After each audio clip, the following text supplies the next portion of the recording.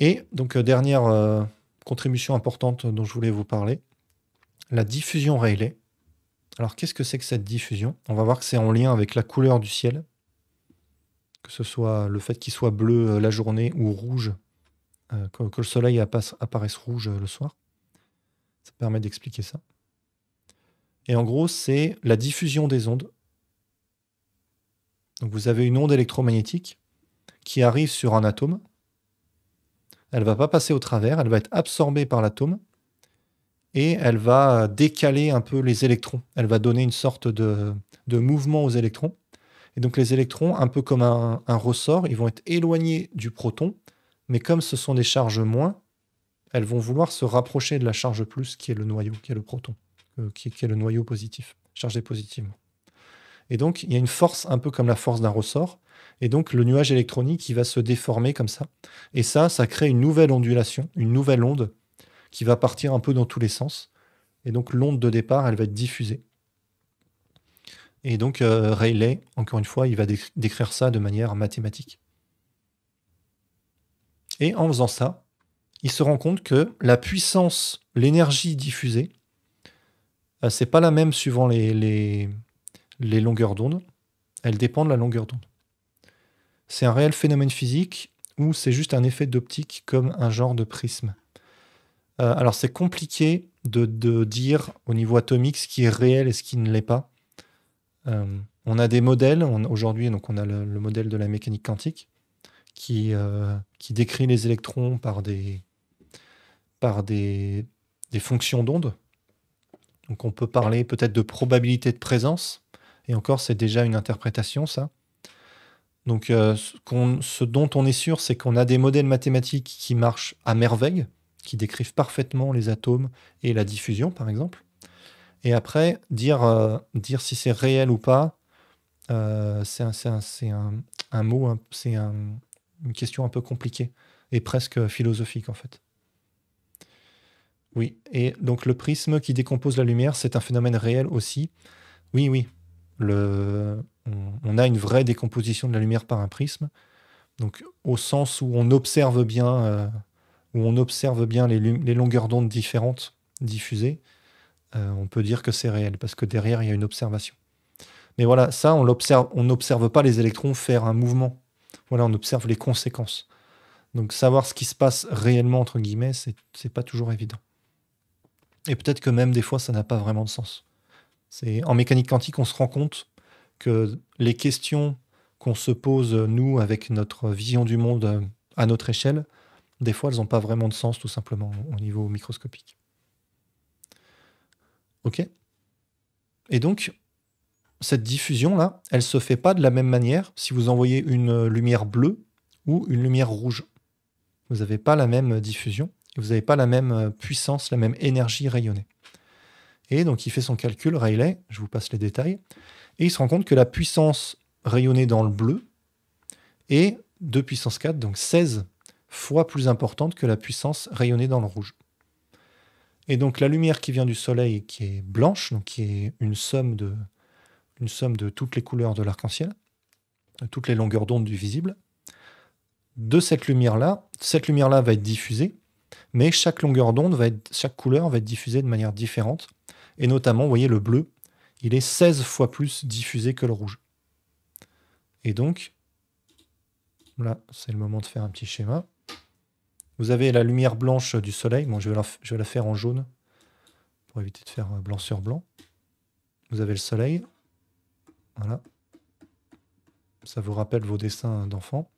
Donc la lumière, elle arrive comme ça au niveau de l'atmosphère terrestre.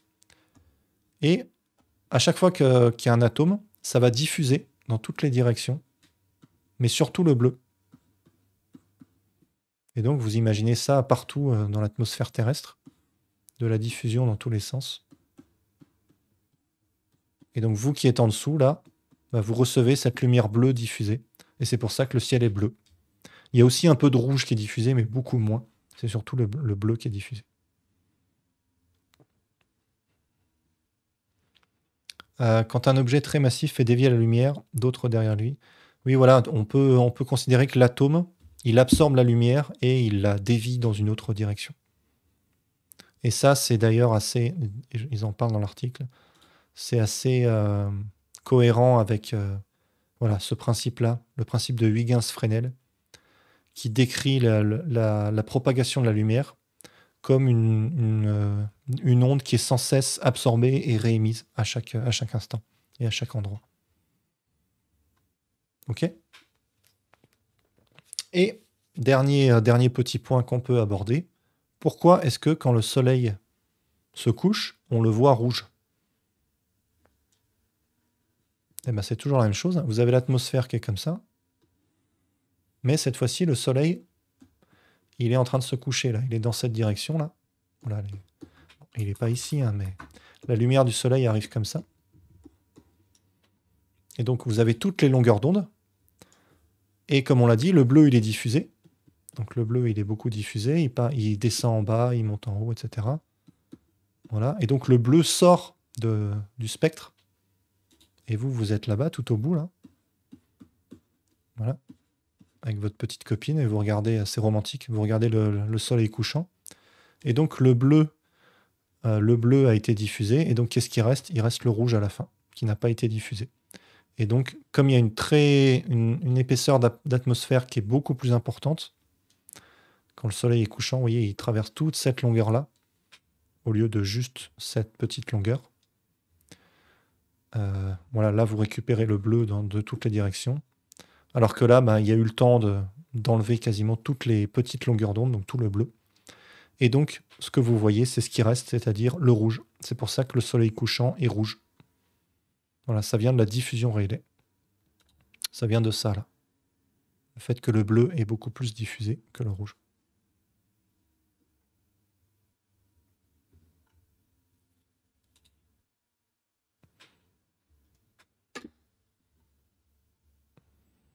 Voilà, donc là, vous voyez, je crois que c'est un peu plus bas.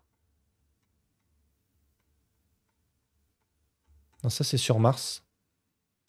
Vous voyez, coucher de soleil sur Mars. Oui, c'est beaucoup moins rouge que ce qu'on peut penser.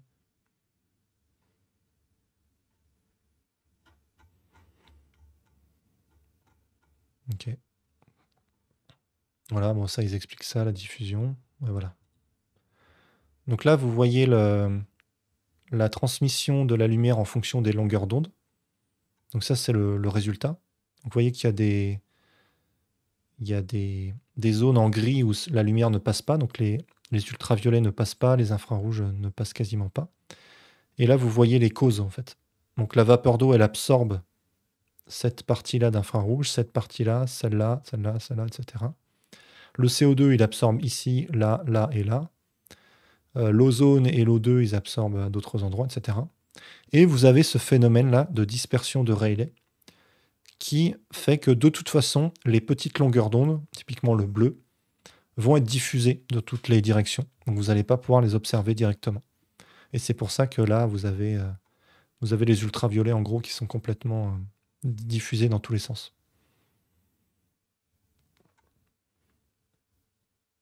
Voilà pourquoi le ciel est bleu et pourquoi le coucher de soleil est rouge.